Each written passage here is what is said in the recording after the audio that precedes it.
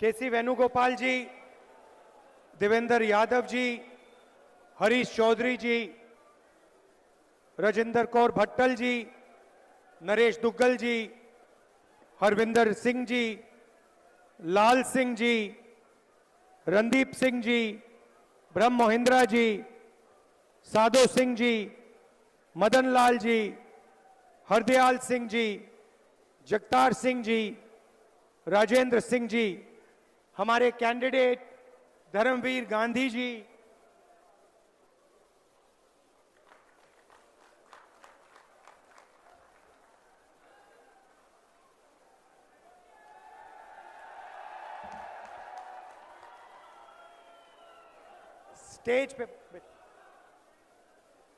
Stage पे Congress party के वरिष्ठ नेता,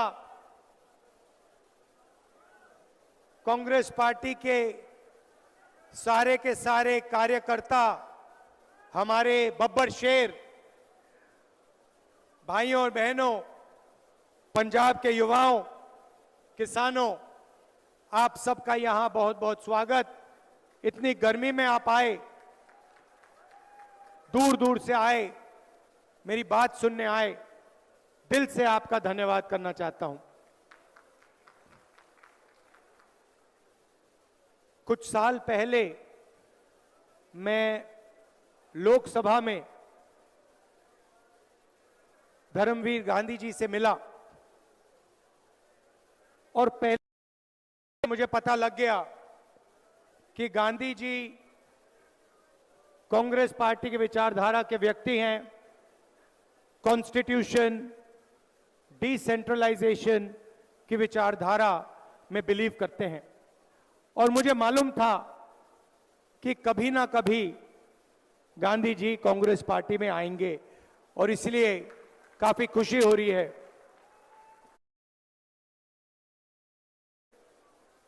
किसी के पास बैनर है, उस पे लिखा है नफरत के बाजार में मोहब्बत की दुकान। 4000 किलोमीटर चला भारत जोड़ो यात्रा में,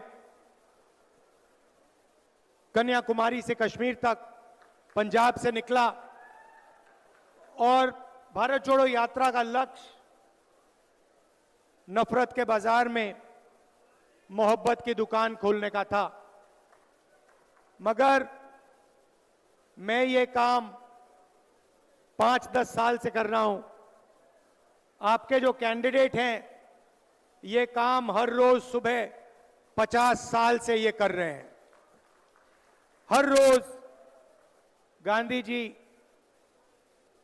ओपीडी चलाते हैं, गरीब पेशेंट्स की मदद करते हैं और 50 साल से ये गरीबों की मदद कर रहे हैं। मोहब्बत की दुकान खोल रखी है इन्होंने और रोज सुबह उसको ये चलाते हैं। तो एक अलग तरीके के राजनेता हैं, विचारधारा पे चलते हैं, क्लैरिटी है, ऑनेस्ट हैं। तो मैं चाहता हूं कि इनको यहां आप भारी बहुमत से इनको यहां जिताइए। भाइयों और बहनों, लड़ाई संविधान की है। एक तरफ कांग्रेस पार्टी, इंडिया अलायंस जो संविधान की रक्षा कर रहा है और दूसरी तरफ बीजेपी और आरएसएस जो संविधान को बदलना चाहते हैं, रद्द करना चाहते हैं, खत्म करना चाहते हैं। मैंने अपने भाषण में कहा था, हिंदुस्तान यूनियन ऑफ स्टेट्स है। इसमें अलग अलग विचारधाराएं हैं, अलग स्टेट्स हैं, अलग भाषाएं हैं, अलग धर्म हैं, अलग जात हैं और इन सब चीजों की रक्षा ये कॉन्स्टिट्यूशन करता है, संविधान करता है। अगर पंजाब एक स्टेट है, अगर पंजाब को इज्जत मिलती है, यहां पे अलग अलग धर्म के लोग रहते हैं, अगर उनको इज्जत मिलती है, अगर दलितों को, पिछड़ों को, गरीबों को इज्जत मिलती है, अधिकार मिलते हैं, तो अंबेडकर जी का जो संविधान है, गांधी जी का जो संविधान है, उनको ये अधिकार देता है। और बीजेपी चाहती है कि जो यहां पहले होता था, राजाओं के टाइम, उससे पहले जो होता था, वो एक बार फिर हो।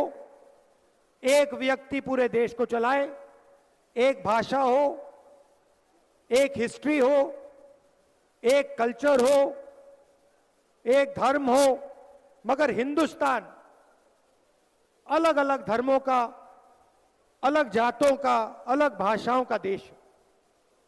और इसीलिए हम सबको कॉन्स्टिट्यूशन की, संविधान की रक्षा करनी है। भाइयों और बहनों, संविधान ने आपको हरी क्रांति दी, सफेद क्रांति दी, पब्लिक सेक्टर दिया, रिजर्वेशन दिया, सारा का सारा जो भी हिंदुस्तान के गरीब लोगों को मिला है वो इस संविधान ने दिया है। और मैं बीजेपी के लोगों से कहना चाहता हूं, नरेंद्र मोदी जी से कहना चाहता हूं कि देखिए, आपको जितने बयान देने हैं आप दीजिए। आपके नेता पब्लिक में कहते हैं कि हम कॉन्स्टिट्यूशन को फाड़ देंगे, बदल देंगे, मगर मैं आपको मैसेज देना चाहता हूं, इस संविधान को दुनिया में कोई शक्ति नहीं खत्म कर सकती है, क्योंकि ये संविधान हिंदुस्तान का संविधान है, ये हिंदुस्तान के लोगों की आवाज है, ये हिंदुस्तान के लोगों का इंस्पिरेशन है। तो आपको जो बोलना है बोलिए, मगर आप इस काम को पूरा नहीं कर पाओगे, क्योंकि हम सारे एक साथ मिलकर आपके खिलाफ खड़े हैं। आपको हम ये काम नहीं करने देंगे।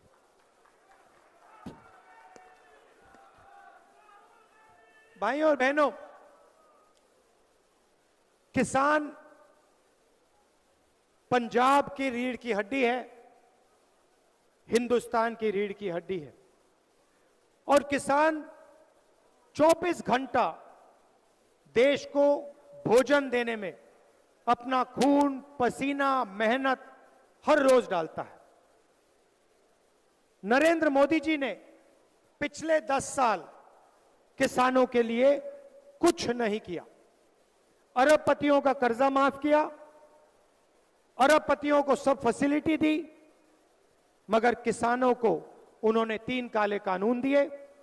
जब किसान सड़क पे उतरे, पंजाब के, हरियाणा के, राजस्थान के, महाराष्ट्र के किसान जब सड़क पे उतरे, नरेंद्र मोदी जी ने उन्हें आतंकवादी कहा। 700 किसान शहीद हुए, आज तक उनको शहीद का दर्जा नहीं दिया। मैं पार्लियामेंट में बोलना चाहता था, शहीदों के बारे में बोलना चाहता था, मुझे बोलने नहीं दिया। अब कांग्रेस पार्टी की सरकार आ रही है। भारत जोड़ो यात्रा में हजारों किसानों से मैंने बात की। आपने मुझे 3 बातें बोली थी, मैं ये 3 बातें आपके लिए पूरी करके दूंगा।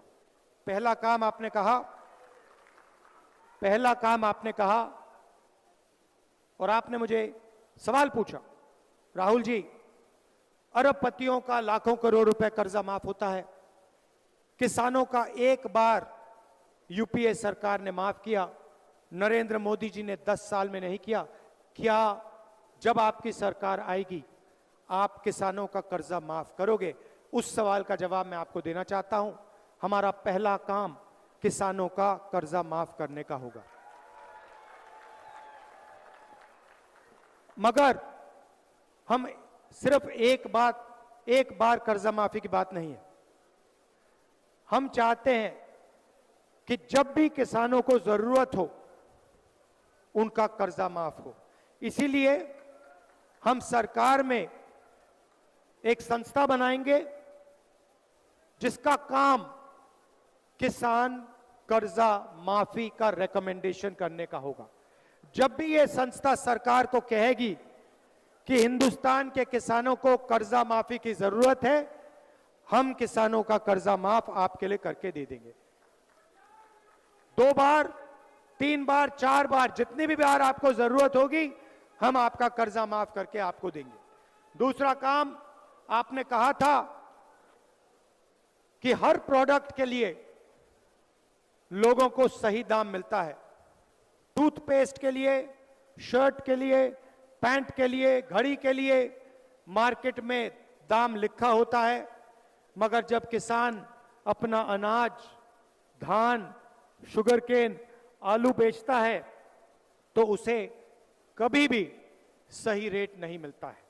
एक्सपोर्ट इंपोर्ट पॉलिसी को बदल दिया जाता है, खेल खेले जाते हैं और किसान को कभी भी सही दाम नहीं मिलता। इसीलिए हमारा दूसरा काम किसानों के लिए कानूनी मिनिमम सपोर्ट प्राइस हम आपको और हिंदुस्तान के किसानों को देने जा रहे हैं। कम से कम दाम की गारंटी आपको हिंदुस्तान की सरकार देगी।